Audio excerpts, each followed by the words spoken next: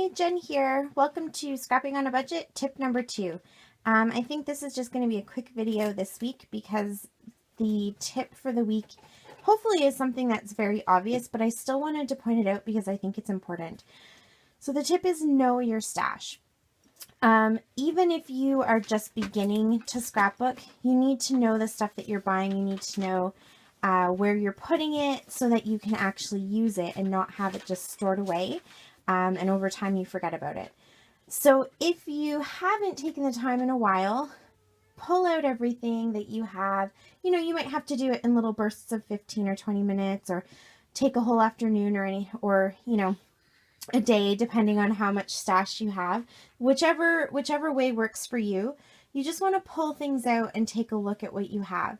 You may surprise yourself with having duplicates of stuff, punches and things like that, where you really don't need to have two. And anything that you're finding that you're not going to use, you can either donate it, give it away, sell it if you want to make a little bit of money to help support your scrapbooking. But just know what you have, get rid of the stuff you're not going to use, and take an inventory of things that you have. I find that this really helps me not to duplicate things. It also helps me when I'm starting new projects to know what I have so that I don't end up going out and buying more than I need. So a few of the things that I sort of had in mind when I was doing this video. I'm working on a Disney album for my daughter, so I wanted to keep in mind anything that I thought worked for my the Disney theme, colors and stuff like that. We also just did a dinosaur holiday, so I was looking for dinosaur stickers and anything that I might have before I go out and try and buy stuff. So know your stash, take the time to figure out what you have, and while you're at it, organize your stash the way that you are going to be able to use it best. So for me, that's having everything right in front of me. My desk is probably pretty messy by some people's standards, but I really like to have everything I own out as much as possible, and that way I know I'm going to use it.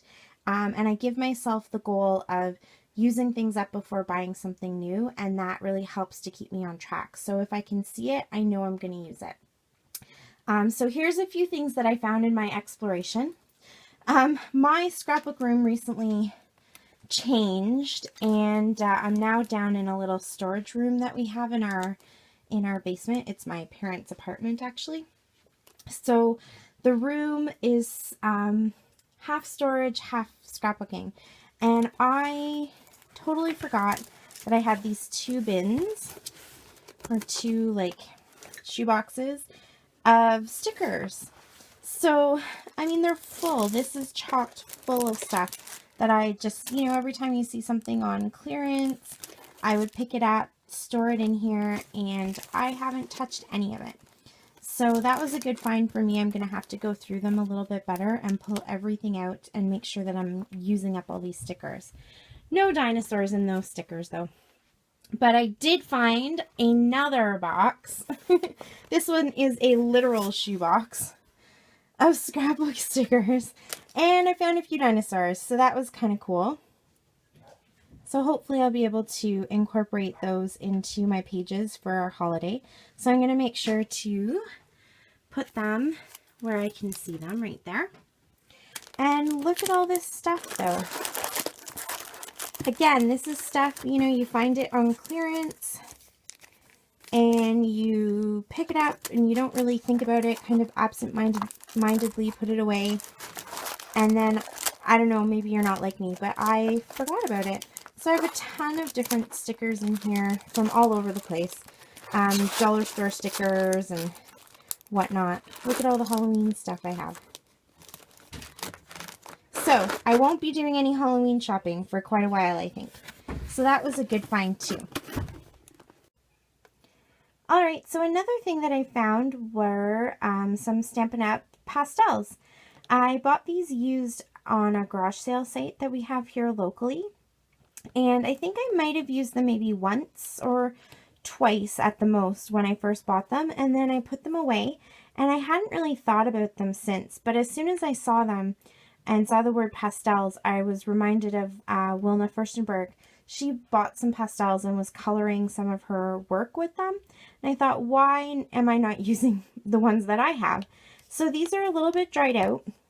Again, I didn't buy them new, so I'm not sure if Stampin' Up's pastels are normally dried out. I don't even think you can buy them anymore, but these are more like a chalk than an actual pastel.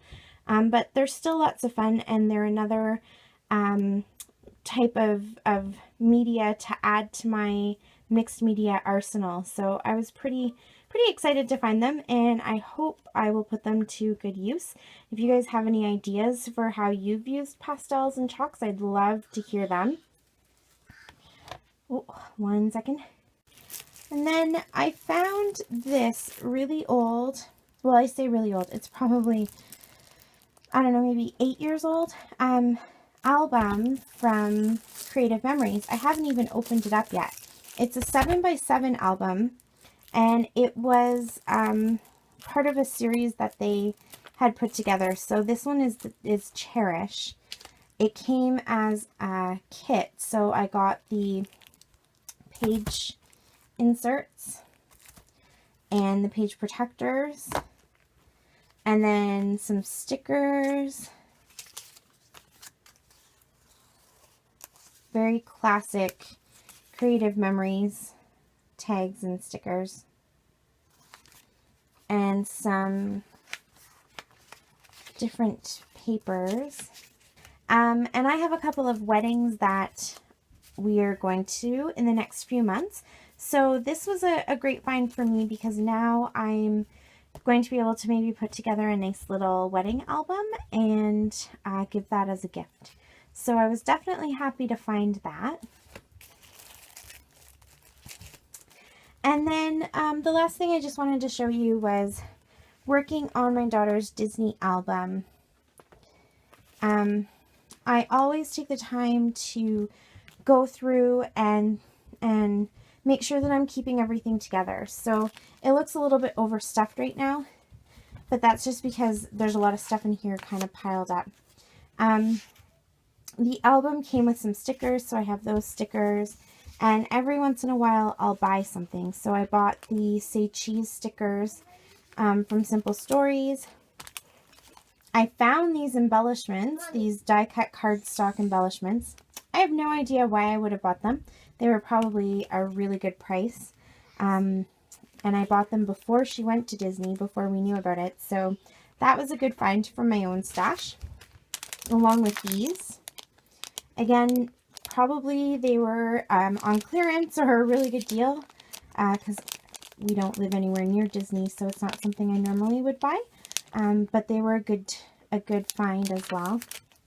And then I've just kept everything kind of together. So some clips from Bridget. I actually have a whole container of the stuff that Bridget sent me in a pocket letter so that I can keep that with the album.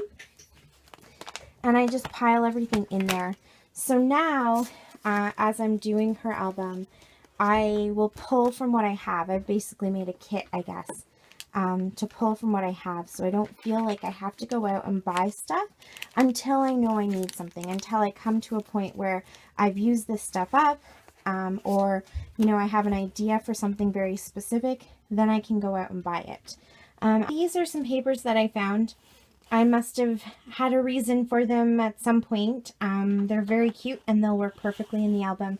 So I pulled those out too, and I've put them with the Simple Story stuff that I already had. So now I can keep this all together. And I'll make sure to work through this first before I go out and buy anything, because I know I have all my stuff together. So I quickly just wanted to show you how I store a few of my things so that they are always right in front of me. This probably won't work for you. I know a lot of people have told me this doesn't work for them because it can be a little bit overwhelming having everything in front of them, but it works for me so that I can see everything. So I always keep my most current papers right on top right here, and I want to be able to see them. I know that they're there and I can use them as inspiration. They just call to me every time I'm in my room. I keep all my washi tape out.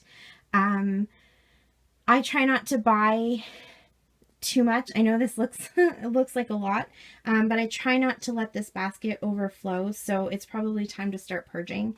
And generally when I purge, the first thing that I do is I'll let my daughter go through it and pick out a few things for, you know, crafting and stuff, and then I'll ask her teachers and people like that if they want any, and at the very end, whatever's left over I can sell or just give away.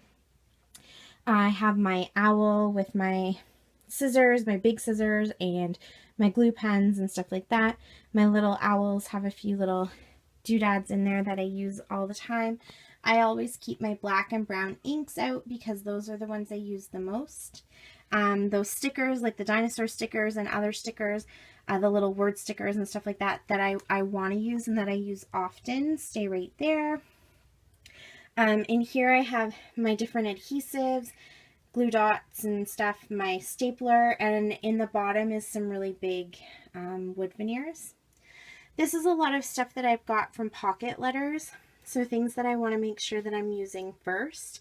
And then I always put, when my rub-ons kind of get low, like this one's been cut up quite a bit, I want to make sure that I use these first because they're sort of getting to the end of their life.